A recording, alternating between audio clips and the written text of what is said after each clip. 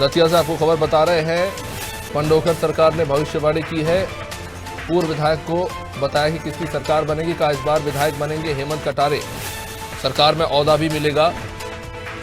पूर्व विधायक को मंत्री बनने का आशीर्वाद दिया। ये वीडियो सोशल मीडिया में वायरल हो रहा है।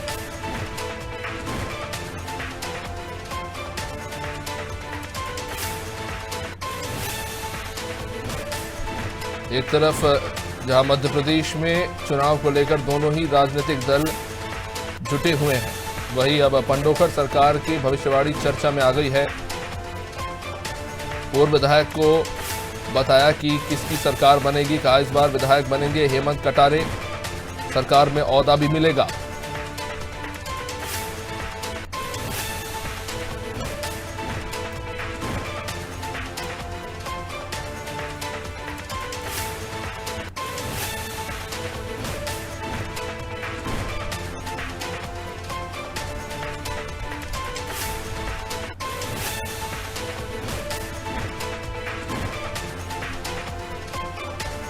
दिलचस्प मामला इस वक्त दतिया से सामने आ रहा है, पंडोकर सरकार की भविष्यवाणी।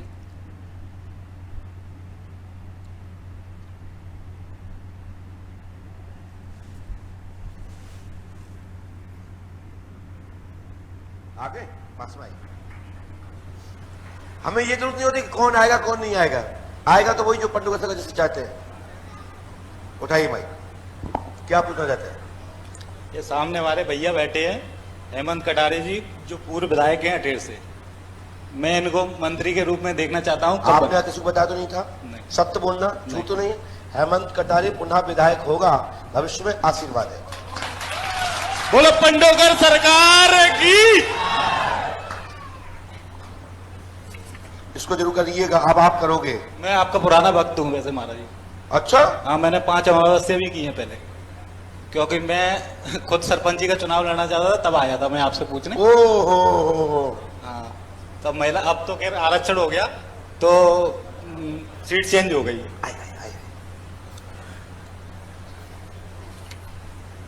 ये उपाय कर लियो नियम से जुड़े। अरे क्या बात।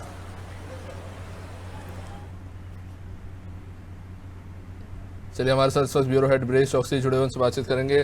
ब्रजेश जी, दतिया से बड़ी दिलचस्प तस्वीर सामने आ रही है। पंडोकर सरकार भविष्यवाणी कर रहे हैं कि भविष्य में हेमंत कटारे जो है उनको पद मिलेगा और सम्मान भी।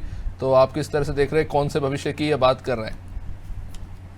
देखिए, जो तस्वीरें हम दर्शकों को दिखा रहे हैं, सज्जन सिंह वर्मा दिख रहे हैं, हेमंत कटारे दिख रहे हैं।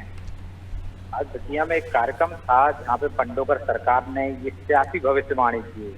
इन दोनों बाबाओं बड़े सुर्खियों में हैं। वो ऐसा लगता है कि सुर्खियां बटोरना उनकी आदत में आ गया, मीडिया में बने रहना चाहते हैं और एक होड़ लगी हुई है बाबाओं में चमत्कार दिखाने की या भविष्यवाणी करने की, पर्ची खोलने की। आपने देखा होगा कि ये बाबाओं की पहले मौका नहीं है जब इस तरह के दावे किए गए हों, इस तरह की भविष्यवाणी की गई हो। हमने देखा था लोकसभा चुनाव में मिर्ची बाबा ने जोर शोर से दावा किया था कि दिग्विजय सिंह भोपाल से लोकसभा सदस्य चुने जाएंगे, जीतेंगे, यदि वो जीत नहीं सके तो समाधि ले लेंगे। आपने देखा लोकसभा चुनाव के परिणाम आए और दिग्विजय सिंह भारी मतों से पराजित हुए थे।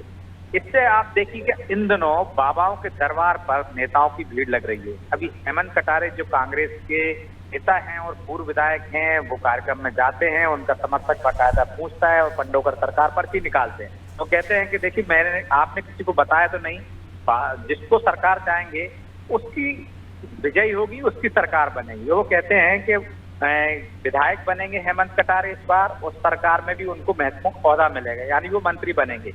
एक तरह की भविष्यवाणी की है जिससे सियासी गलियारों में चर्चा है। सोशल मीडिया पे ये वीडियो बड़ी तेजी से वायरल हो रहा है। खुद हेमंत कटारे ने इसको शेयर किया है ट्विटर पर और कहा है कि आज बड़ी भविष्यवाणी की है, कमलनाथ की सरकार बनने वाली है, मध्य प्रदेश में कांग्रेस की सरकार बनने वाली है। तो आप देखिए, बाबाओं को मुझे लगता है कि इस तरह की सियासी भविष्यवाणियां नहीं करना चाहिए। एक बाबा चमत्कार करते हैं, पर्चियां निकालते हैं, किसी का चरित्र हनन करते हैं, दावे करते हैं और धर्म से अलावा टिप्पणियां करते हैं जिससे मीडिया में सुर्खियां बटोरते हैं। निश्चित तौर पर बाबाओं का, संतों का काम है कि वो धर्म का प्रचार करें, धर्म में लोगों की आस्था किस तरह से हो, यदि कोई क्रोध में भी आ रहा है तो उसको किस तरह से शांति से सुने और उसको संतुष्ट करें। लेकिन हम देख रहे हैं कि बाबा कहते हैं हम आपको नंगा कर देंगे, किसी के पर आरोप लगाते हैं, सियासी बयानबाजी करते हैं और इस तरह से वो सुर्खियां बटोर रहे हैं। और ऐसा लग रहा है कि मध्य प्रदेश में बाबाओं में एक तरह से होड़ सी मची हुई है, एक से खुद को बेहतर दिखाने की,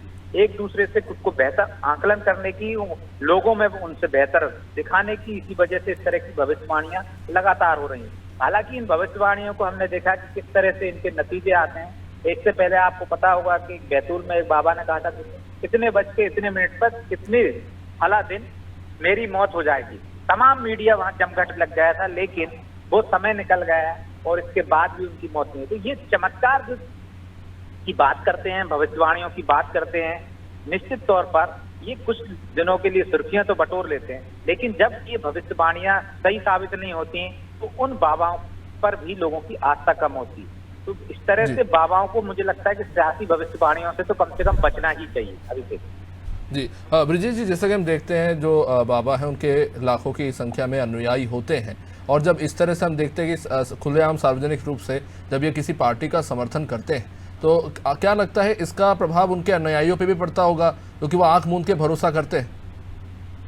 देखिए, कुछ चमत्कार को ही नमस्कार किया जाता है। जब चमत्कार दिखाते हैं तो दरबार में भीड़ बढ़ने लगती है। आप देखिए, कथावाचक तो बहुत सारे संत हैं, लेकिन तमाम वो संत उतनी सुर्खियां नहीं बटोर पाए, उतनी सोशल मीडिया से लेके मीडिया में चर्चा में नहीं आ पाए और ना ही उनको उतना महत्व मिला।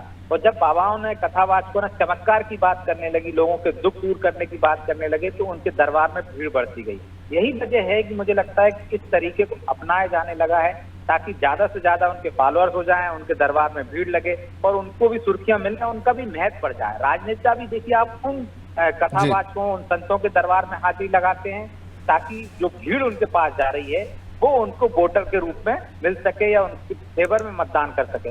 हालांकि मुझे लगता नहीं है कि मतदाताओं को इससे फर्क पड़ता हो कौन नेता किस मंच पे गया हो और किस बाबा ने कितनी भविष्यवाणी की हो, लेकिन वो उनकी कथा सुनने जरूर जाते हैं। लेकिन कहीं ना कहीं उस चीजों से भी प्रभावित होते हैं यदि वो भविष्यवाणी करते हैं, तो उससे उनके फॉलोअर्स में वृद्धि हो जाती है। वो चमत्कार समझकर वहां चले जाते हैं कि देखिए बाबा ने ऐसा कहा है, ऐसा हुआ है और लोगों के दुख दूर हुए।